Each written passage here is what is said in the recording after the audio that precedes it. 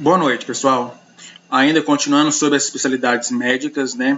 Ontem, a aula anterior, vimos sobre angiologia e sobre cardiologia. Hoje, nós iremos ver neurologia e pneumologia, tá? Então, vamos começar por neurologia. É a especialidade médica que trata dos distúrbios estruturais do sistema nervoso.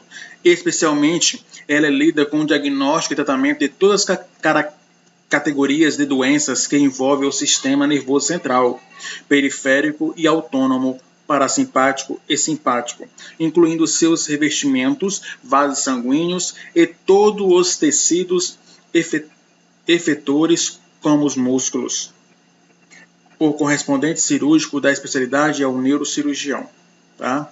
O neurologista médico que se especializou em neurologia é treinado para investigar, diagnosticar e tratar distúrbios neurológicos. O neuropediatra trata doenças neurológicas em crianças. O neurologista também pode estar envolvido na pesquisa clínica, ensaios clínicos, bem como a pesquisa de ciências básicas da medicina. Então, a neurologia, você se forma em clínico geral, com mais 3 anos você faz neurologia. Tá? Para você ser um neurocirurgião, tem que dar mais 3 anos, além dos 3 anos de neurologia. Então, seria 6 anos. Com mais 6 de clínico geral, então são 12 anos de estudos. Então, não é tão fácil encontrar neurocirurgiões por aí, porque os que fazem realmente muita dedicação para poder fazer essa área, porque além de é muito extensa, ela é muito ampla e difícil. Tá? Não é nada fácil. Aonde envolver neurologia e endocrinologia são duas áreas bem difíceis, tá? Então, trata tudo do sistema nervoso central, periférico, autônomo, parasimpático, simpático, ou seja, tudo que está no encéfalo, tudo está na medula espinhal, nos nervos que nos comanda entre os músculos para poder fazer as alavancas entre contração e relaxamento. Tá? Tudo é pesquisado e analisado e investigado pelo sistema nervoso central, isso que inclui o neurologista. Conceitos importantes. O que é um coma? É o estado em que uma pessoa fica com a consciência comprometida e demonstra pouco ou nenhuma reação a estímulo, não sendo capaz de abrir os olhos, pronunciar palavras, nem obedecer a comandos simples. O coma é um sinal de que o enfermo apresenta uma doença grave que está comprometendo o sistema nervoso central. Pessoal, o coma, né, tem vários tipos de coma, né, tem o grau 1, grau 2, tem o coma vegetativo, tem o coma profundo, tá, tem um coma induzido. Independente de qual coma o paciente esteja, para avaliar e analisar o coma, a gente usa a escala de Glasgow, né, a escala de coma de Glasgow, aonde vê os níveis, onde 15 o paciente está bem e 3 o paciente está coma profundo. Tá? Então, quanto mais próximo do 3, o paciente está pior. Quanto mais próximo do 15, o paciente está melhor. O estado vegetativo. O estado vegetativo é o fruto de um dano grave no córtex cerebral, que controla o pensamento e a personalidade. Uma pessoa em estado vegetativo pode parecer acordada e ter reflexo, mas é amplamente aceito que ela não tem consciência do ambiente que cerca e é incapaz de sofrer mentalmente e sentir dor. Ou seja, a pessoa está viva, mas sem consciência ou discernimento de si mesma ou do ambiente que a cerca. Então a pessoa está, às vezes pode piscar, às vezes pode olhar, fechar o olho, abrir, só que a pessoa não tem consciência, ela não tem noção do que está acontecendo, entendeu? Ela é incapaz de sofrer mentalmente e sentir dor. Morte cerebral é a completa e irreversível parada de todas as funções do cérebro. Isso significa que com resultado de severa agressão ou ferimento grave no cérebro, o sangue que vem do corpo e supre o cérebro é bloqueado e o cérebro morre. Então a morte cerebral é quando dá uma isquemia, ou seja, quando não chega oxigênio no cérebro, em alguma região do cérebro, e se sabe que se ficar 3 minutos sem receber oxigênio no cérebro, causa sequela. Se ficar 5 minutos sem oxigênio, causa morte. O que pode causar uma morte cerebral, por exemplo? Uma intoxicação por monóxido de carbono, aquele povo que estava na Boate Kiss Santa Maria, né? Que é aquela fumaça que inalaram, que foi o monóxido de carbono.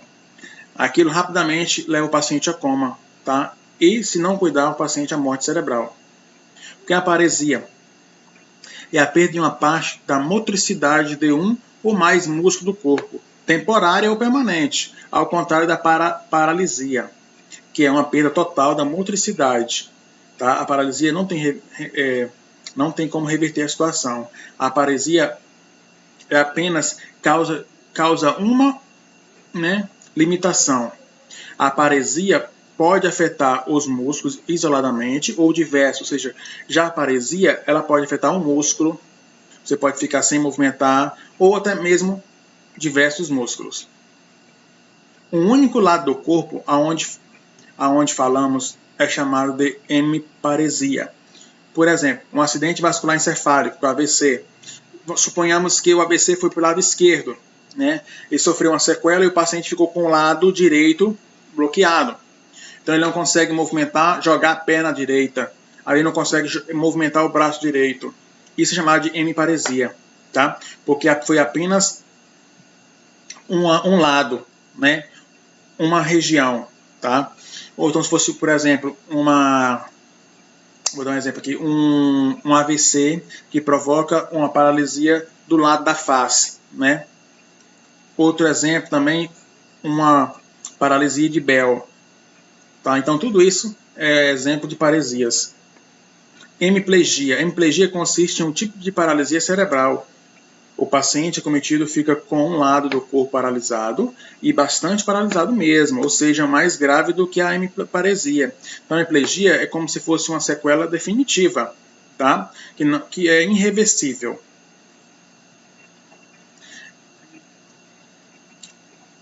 Exames relacionados. Radiografias de crânio, né? Um raio-x de crânio, ele é útil para a detecção de fraturas cranianas. Sabemos que se o camarada levou um traumatismo craniano, né, eu tenho que fazer um raio-x para ver o grau, né, para me saber se realmente teve uma fratura de crânio ou não.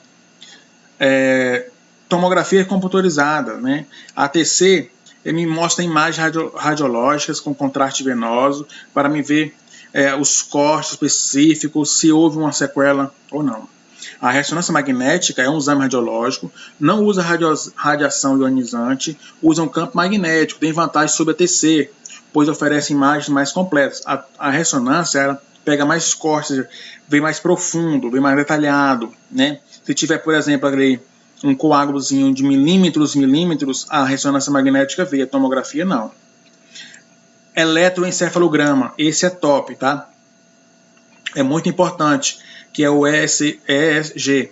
Representa um registro de atividades elétricas gerado pelo cérebro e obtido através de eletrodos aplicados no couro cabeludo, proporcionando uma avaliação fisiológica cerebral. Esse eletroencefalograma, ele é muito útil, pois podemos diagnosticar síndrome cerebral, tumores, abscessos cerebrais, coágulos sanguíneos, tá? Então ele é muito preciso, tá? Esse eletroencefalograma. Vamos lá. Manifestações clínicas. A dor. Dor é considerada uma percepção sensorial e experiência emocional desagradável, associada à lesão tessular, real ou potencial ou descritiva, em relação a tal lesão. Então a dor, é difícil mensurar uma dor, porque ela vai de pessoa para pessoa. Aquilo que pode ser muito doloroso para um, é suportável para outro. Então a dor dependendo da pessoa. Podem ser agudo ou crônico. A dor surgiu agora ou já tem dias ou semanas com dor. A linguagem de dor é usada para descrever sofrimento. Se está com dor, está sofrendo. Mas nem todo sofrimento é causado por dor. Tá ligado? Porque o sofrimento pode ser um sofrimento que seja por perda de alguma coisa, um sofrimento emocional, que não está causando dor física, tá? Dor mental. Convulsões. As convulsões são o resultado de descargas paroxísticas anormais no córtex cerebral, que se manifesta com uma alteração na sensação, né, comportamento, movimento, percepção ou consciência. Pode ser curta ou longa duração, tá? Ocorrendo como evento isolado, como febre alta, abstinência ao álcool, ou droga, ou hipoglicemia. Então, convulsões, né, é uma descarga cerebral, é como se fosse dois fios que estejam triscando um no outro lá, os fios desencapados, estão gerando um curto, né, e provoca essas ondas paroxísticas no córtex cerebral, provocando essa reação involuntária dos movimentos corporais. Então, essa duração pode ser curta, episódios curtos ou longos, né? E sabemos que as convulsões, elas podem ser ocorrer devido a uma febre alta, abstinência, drogas, hipoglicemia, tá? Ela sempre se dá por algo que está fisiopatológico, que está entrando em contato com o corpo e o corpo está se manifestando, tá? Diferente da epilepsia. Tonteira, sensação normal de desequilíbrio ou movimento comum em idosos, tá? Tonteira pode ser devido a várias coisas, né? Desde um colesterol alto, desde uma hipoglicemia, tá? Tudo isso, uma anemia pode causar também, uma labirintite, tá? Então, pode ser diversas etiologias, como eu coloquei aqui, vertigem, labirintite, uma cerebelite, que seria uma inflamação no cerebelo, que é onde tem a coordenação motora, né? Fraqueza muscular é uma manifestação comum das doenças neurológicas. Pode ser súbita e permanente, como no caso de um AVC, né? Ou progressiva, como em muitas doenças neuromusculares, tais como a esclerose lateral, a lateral amiotrófica e a esclerose múltipla. Então, a fraqueza ela tem aí um leque muito grande também e atinge bastante doenças neuromusculares. As doenças mais comuns tratadas pelo neurologista. Temos aí doença cerebrovascular, que seria o AVC, né, o derrame. Né? AVC é bem restrito esse termo, já não se usa muito, né? Se usa muito AVE. O AVC, acidente vascular cerebral, quando digo cérebro, só na parte cerebral, apesar que o cérebro é 90% do encéfalo. O encéfalo, né, é toda a massa que está dentro do crânio. Os outros 10% seria cerebelo, seria o bulbo, né, e o tronco encefálico, que faz parte ali do bulbo. Então, um AVC. O AVC, temos tanto AVC isquêmico como hemorrágico. O que mais causa AVC, tá, é devido à pressão arterial desequilibrada. Uma pressão arterial avançada, ou seja, acima de 210 por 115, por exemplo. Isso já é uma pressão muito alta, uma hipertensão maligna. Uma pressão dessa pode fazer com que estoure um vaso sanguíneo, provocando um acidente vascular encefálico hemorrágico. Quando estoura. Isquêmico é quando um coágulo faz o quê? Um coágulo, ele obstrui a passagem de sangue, não chega sangue em tal região do cérebro, causando ali uma isquemia, uma morte daquele tecido ali, daquela área que foi afetada. Então, o AVC, né, ele pode ser tanto isquêmico como hemorrágico. Então, o hemorrágico é quando estoura o vaso sanguíneo, se rompe. E o isquêmico é quando bloqueia através de um coágulo, tá? E não deixa passar sangue. Se não passa sangue, não passa o quê? Oxigênio. Então, esse bloqueio, essa obstrução pode ser por ateroma, são placas de gordura, né? Uma trombose que o paciente tem e esse bolozinho soltou esse coágulo. Então, depende muito da situação. Então, paciente com colesterol elevado, hipertensão, né, é um fator de risco muito grande para pacientes, tá, com problemas para provocar um derrame, tá? Distúrbios de movimentos como tremores, tics, doenças de parkinsonianas, né? O mal de Parkinson. O mal de Parkinson é uma das doenças que atinge o sistema nervoso, né? Atinge pessoas idosas, tá? Atinge pessoas idosas a partir de 65 anos de idade. É uma doença que causa tremores, né? Esses tremores pode ser devido na mão, tremores nos pés, na cabeça, tá? Os tremores podem ser, mas provavelmente adquire mais na mão, tá? E nos pés.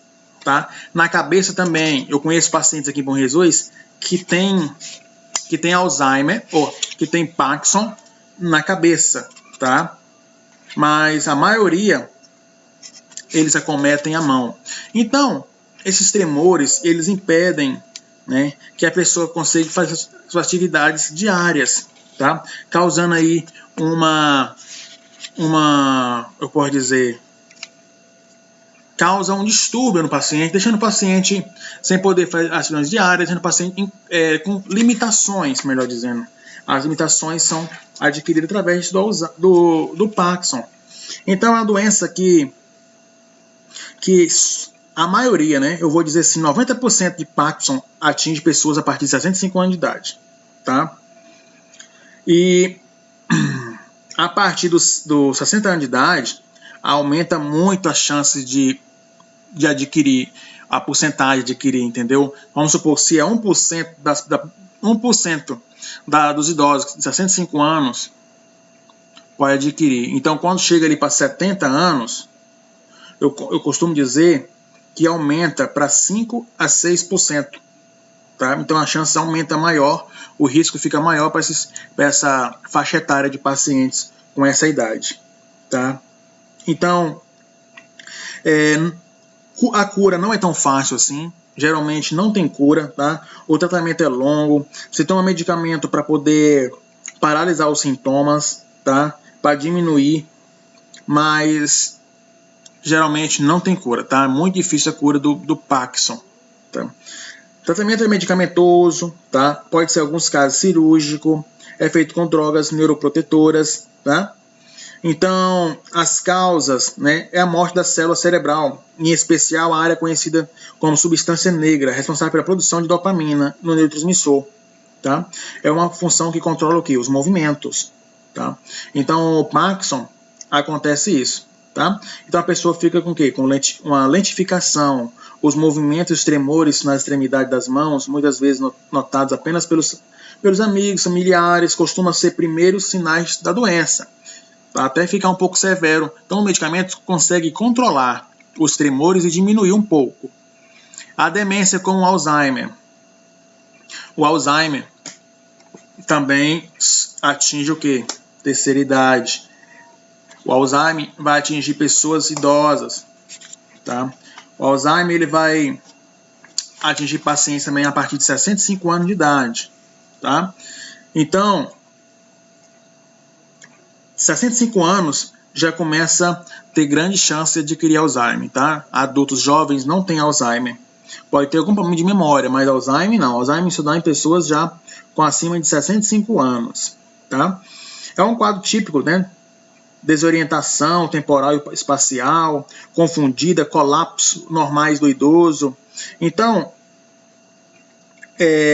a partir de 65 anos de idade, você começa a aumentar as chances. Quando aumenta para 70 anos, aumenta ali 5% a mais. Tá? Quando você tem ali a mais de 85 anos, chega a ter 40% de chance de adquirir Alzheimer. Então, aumenta muito gradualmente as chances de adquirir Alzheimer na velhice. Tá? Então, o Alzheimer é uma doença neurodegenerativa, como também a Parkinson é neurodegenerativa, tá? Começa a degenerar, até não tem cura, tá? O Alzheimer é uma das doenças que eu acho assim pior no caso de uma pessoa idosa. Não causa dores, mas causa uma demência degenerativa muito grande. Você é capaz de pegar um copo com água e não saber para que serve aquele copo com água, se é para tomar ou não. Você é capaz de reconhecer algo, você acaba de comer algo e não sabe o que comeu, tá? Você perde a memória. Você é capaz de lembrar de coisas que aconteceu há 20 anos atrás, mas não é capaz de lembrar o nome do teu filho, o nome do teu esposo, o nome do teu esposo, tá? Vem um colapso rapidamente de memória. Você começa a lembrar as coisas do dia a dia, quem é a pessoa que cuida de você, tá? Mas daqui a pouco some. E você vê aquela pessoa como um estranho que nunca viu na vida, tá? Então é algo complicado o Alzheimer, tá? E é degenerativo, fica cada vez pior, tá? É igual o Parkinson também. O Parkinson, né, dá para segurar um pouco o medicamento. O Alzheimer, ela fica cada vez mais crítica, né? Então é uma doença neurodegenerativa, afeta aí 15% dos idosos acima de 65 anos. Olha, a porcentagem é bem grande, né? O quadro típico é desorientado, temporal, espacial, como falei para vocês, né? A progressão da doença é variável, dependendo dos fatores genéticos, tá? Então, se perde muita memória de longo prazo, tá? E é de curto prazo momentânea, tá? Você é capaz de lembrar coisas do passado, mas não consegue lembrar coisas de agora. E quando fica crítico, quando você pega um objeto que você tem costume de pegar e não sabe para que serve aquele objeto. Então, o Alzheimer ele é muito agressivo mesmo, tá? Então, se tem na família, né, alguém na família, você tem grande chance de desenvolver também. É hereditário, é de história familiar, ou seja, é hereditário, tá?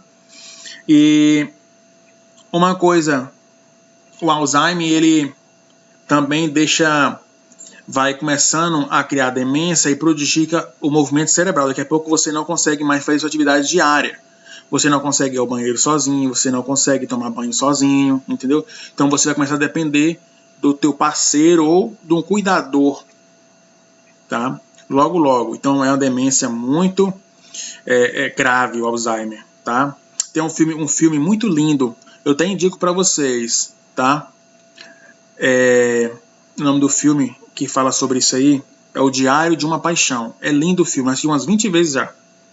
Doenças desmielinizantes, como esclerose múltipla e a ELA, pessoal, é esclerose lateral aminotrófica.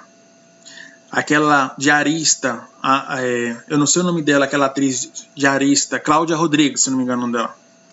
Ela tem essa doença, tá? A esclerose lateral aminotrófica é um pouco parecida com a esclerose múltipla. Aquele cara, Stevens,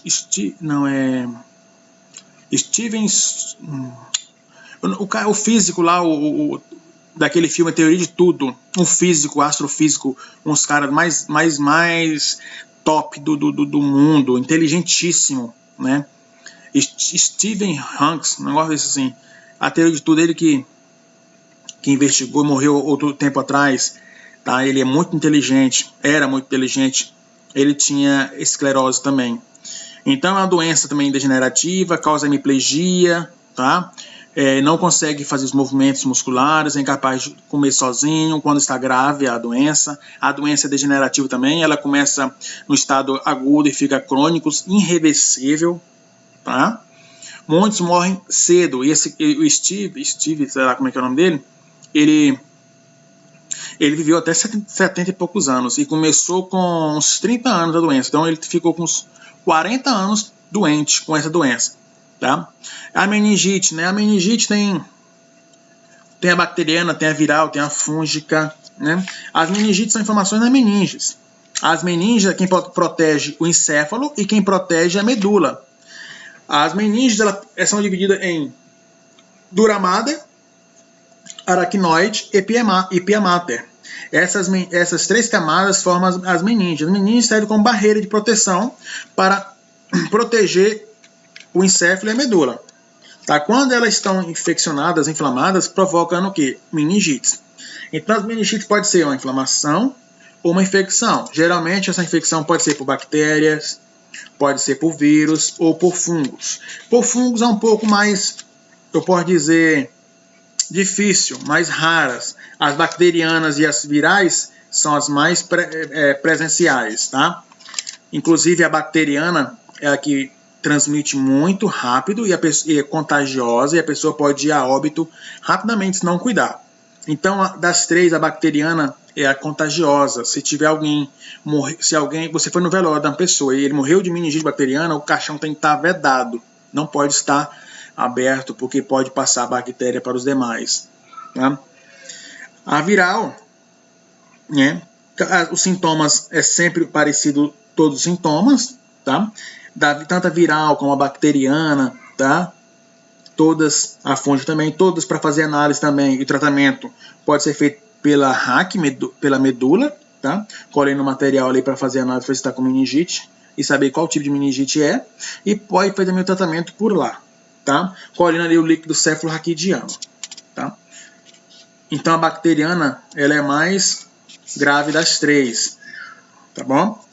Aí vem cefaleias, né, que é dor de cabeça, tontura, vertigens, né? Saber o que está com essas vai no médico, neurologista, para saber essas tonturas, de onde é que vem, essa dor de cabeça persistente, se é uma cefaleia crônica, se é uma enxaqueca, que tontura é essa, se é uma labirintite, né? Confusão mental. De vez em quando dá uma confusão mental, eu paraliso, não sei aonde estou, perco um pouquinho a memória ali momentânea, dá uma confusão, eu perdi o que eu ia fazer, é bom ir no médico, neurologista, perda de força, alterações na visão, né? Distúrbio do sono, insônia, ou excesso de sono, apneia do sono, doenças musculares, exjunção, como miastenia grave, né? Você não consegue fazer movimentos musculares completos, desmaio, síncopes, né? Crise convulsivas, epilepsia, né? Já deu mais de 2 episódios de epilepsia sem ter uma reação nenhuma fisiológica, então pode saber que é uma epilepsia, fazer o estudo, ver o que está acontecendo, tomar medicação, infecções do sistema nervoso, como meningite, encefalite, já falei, tumores cerebral, déficit de atenção, hiperatividade, um tumor cerebral também, câncer, né? Ou qualquer região do cérebro, até mesmo na hipófise, né? Formigamento, perda de memória, mudança de comportamento, etc. A neurologia tem ênfase como psiquiatria e pode tratar de casos de depressão, ansiedade, irritabilidade, pânico, etc. O neuro, por entender de todo o sistema nervoso, né, e tem ali uma relação com a psiquiatria, pode muito bem trabalhar ajudando na parte da ansiedade, na parte do estresse, depressão, irritabilidade, tá? Esses casos pode ser tratado com o neuro também. Tratamento vai depender muito, né? O tratamento, pessoal, ele varia. Por quê? Porque vai depender de cada caso. Se for meningite, for bacteriana, vamos tratar com antibióticos, né? Se for um acidente vascular encefálico, um derrame, vamos dizer qual é a causa, é isquêmico ou hemorrágico. Todos, a maioria, quase, não falar todos, mas 90% é cirúrgico, tá? Vamos ver que esse tumor no cérebro, então tem que ser tudo investigado para saber. Cada etiologia tem seu tratamento, então não dá para dizer o tratamento de ambos, não, porque cada etiologia é um tratamento, apesar que tudo é sobre neurologia, porém cada uma área é diferente que a outra, tá bom? Então ficamos por aqui.